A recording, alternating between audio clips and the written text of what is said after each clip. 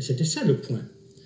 Einstein affirmait qu'il n'y avait pas de barrière au progrès de la connaissance, alors que Bohr affirmait que la statistique... C'est du temps et de l'espace.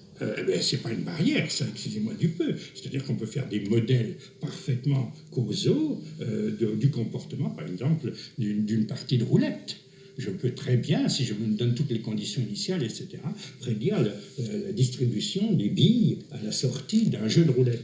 Alors que pour la conception du hasard de Bohr et de ses successeurs, donc Stenboga précisément, c'était que le hasard est irréductible. Il n'y a rien derrière le hasard fondamental.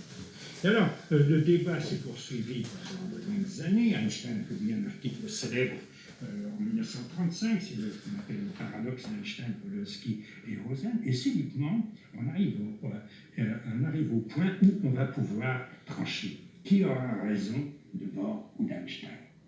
Non, c'est pas une réaction à cette archive.